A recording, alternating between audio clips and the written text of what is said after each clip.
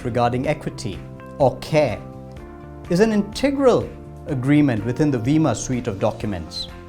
The CARE document or agreement is essentially to be used in seed, pre-Series A financing rounds. At this stage, a startup really has nothing more than an idea and would go to family and friends to raise money to further his startup intentions. And the CARE essentially provides a flexible and a simple way for this fundraising to happen. It provides for an investor, which could be a family, a relative, or a friend, to make a cash investment in a company and to receive equity at a later date in such company upon the occurrence of certain events or triggers. So in a CARE agreement, there are two aspects that you really need to focus on. The first, which is in section A, is a set of variables. And these variables can be discussed between the investor and the founder and can be plugged into the agreement. And essentially that's all there is in terms of negotiation, because the rest of the agreement takes off from there. The rest of the agreement is essentially in capturing the triggers. One, which is what both the investor and the founder really hope to achieve, which is a further round of financing, which would be the Series A round of financing. At this stage, upon this trigger event happening, there's an automatic conversion of the CARE into an equity instrument which is to be issued as part of that round's financing.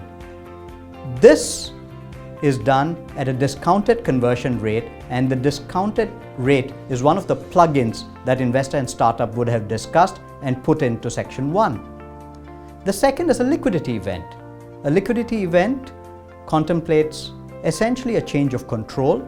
This is a defined term in the agreement, or an IPO, which is an initial public offering requiring the listing of securities on a stock exchange, or an ICO.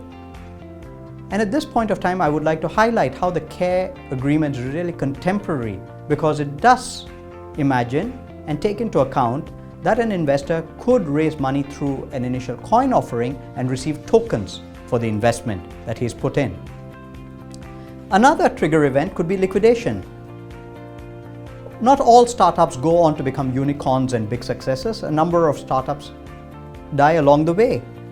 And the CARE agreement takes that into account, saying the investor would have an entitlement to dissolution proceeds, assuming the company is either wound up or it gets dissolved.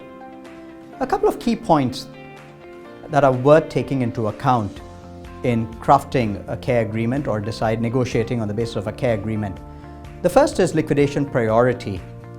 And the investor has a right to proceeds from a liquidity event or a dissolution event, and that investor right is ranked ahead of ordinary shareholders. It's on par with CARE and preference shareholders and junior to creditors. So I think it's worth taking note of that. The second is an MFN clause that's built into the CARE agreement. In the event the company issues another CARE document to other investors, the MFN clause prevents later CARE investors from obtaining better terms than the current CARE investors. And in this way, investors' rights are protected. An important point to note within the CARE agreement is that the CARE agreement is governed by Singapore law, and the dispute resolution clauses that are embedded in the CARE agreement also point to resolution of disputes in Singapore. The working group has spent a lot of time in coming up with the CARE agreement and hoping that the CARE agreement provides a simple yet flexible avenue for consummating seed financing transactions. There are adequate explanatory notes and drafting tips that are provided in the CARE document that will be useful both for investors and founders.